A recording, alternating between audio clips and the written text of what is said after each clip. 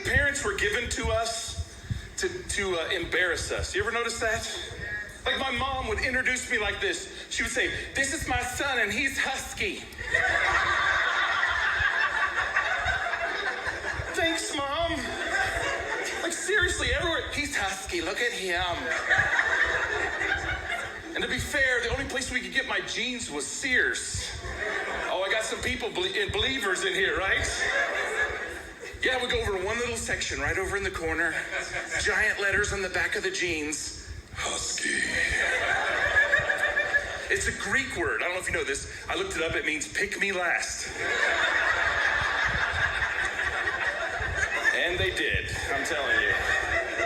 And they weren't cool kid jeans. You know, they weren't like Guess or Jordache. They were so thick, they were like 4 pair of jeans melted together.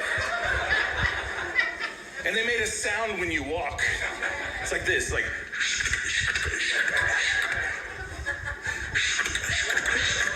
Terrible for hide and go seek.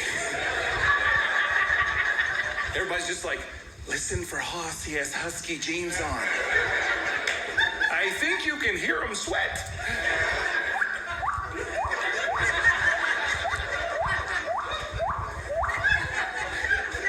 I sweat a lot, I'm telling you. My mom has a lot of sayings, and maybe you can finish these. Like, "You're getting on my last nerve." That's right. I always say, like, "Why didn't you tell me 3 nerves ago? I'd have slowed down." Right? And then got dessert. Sorry, just at my house, okay? Or she would say things like, "Go chase your dreams." I can't. I have asthma. And husky jeans. The friction alone. You know what I'm saying?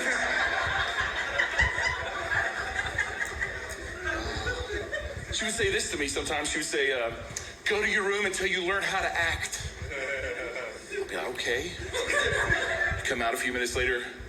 "Hark, what light through yonder window breaks. It's the east in Juliet, is the sun. Arise, fair son, and kill the envious moon." Shakespeare, thank you.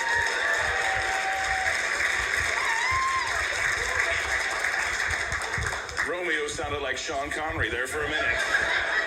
"I see you." You know, or my favorite, she would say, "You can't go swim until 30 minutes after you eat."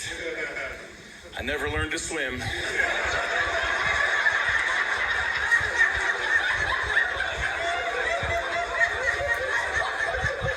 I hope to this summer, though. It'd be great. Man, my dad had sayings, too. And his all rhymed. Like, it's time to go to school. I have 3 brothers, you know, and he lines us all up first day of school, and he says, "If you don't get whooped trying to whoop the guy that whooped your brother, you're going to get whooped when you get home." Thanks, Dr. Seuss. Here's the only thing I know about that rhyme. At some point in today, I'm going to get whooped. He would also say this one. Maybe you can finish this. "You go to your room, I'll be there in a jiffy." He never said jiffy. Man, I wish my dad would have said that. He'd be like, "You go to your room and I'll be there in a jiffy." I was like, "Great, Dad, I'll get the Scrabble game out. It's going to be awesome."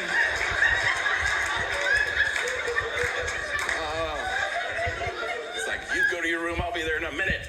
Okay. Somebody said second, but my dad wasn't that quick, okay?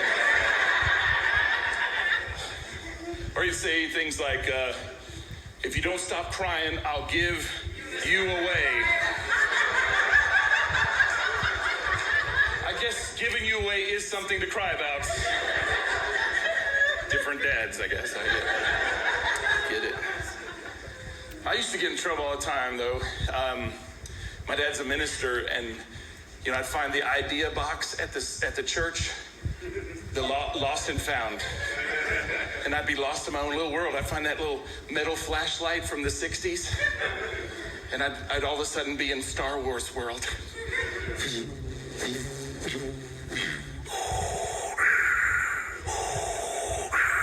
Which incidentally I make now with my CPAP. That same sound.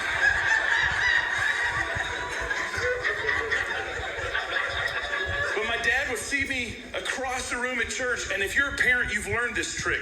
Yell at your kids without saying a single word. Have you done this? Yeah, my dad would be like this.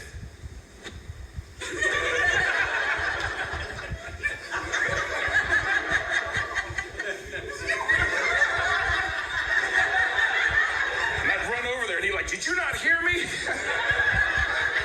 No. Then he'd say something silly like, don't make me count to 3. And then I say, why, because you can't get there?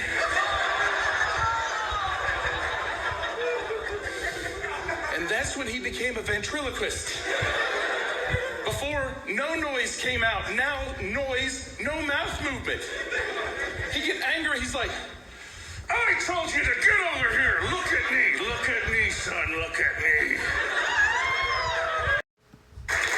Don't run from me because I can hear you in those husky jeans. That's my dad. Oh, he also said, if I don't know who did it, you're all gonna get it. Anybody else's dad like that? Man, and like, when it was time to get in trouble, my brother always did it, and I got it first because I was the slow one. Like on the basketball court, you can go to the right, bad knee, score all day. But when it was time to go to Spanky Town, I was like, oh, don't take me to Spanky Town. You know? My dad was like, Mr. Fantastic. His arm comes across the room. And I look down, I'm like, run for your lives, I'm caught in the tractor beam. And in one move, my dad could pull me across the room, turn me around, bend me over, pull out his belt that would magically fold in half right before he destroyed me. And you heard every belt loop on the way out. It's like,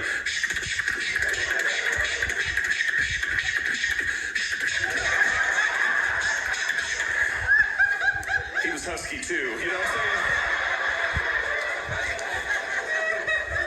Our mom would spank us, but it's the weirdest thing. She could conjure up my dad's belt out of thin air. She would just look at you and reach behind her back. I can just imagine my dad's at the church office and he goes, where'd my belt go? I guess one of them did it. I hope they all get it. Yeah. Man, I love sports, but I wasn't any good at sports growing up. I loved baseball. It was one of my favorites. Everybody's looking at me like, didn't you mean football? No. So I love baseball, but I wasn't really good. And I remember one year they changed the districts in our town. So I got to be on 2 different teams, on the bench on both of them. I remember asking the coach when we were up, can I get in, coach? And he's like, have a seat.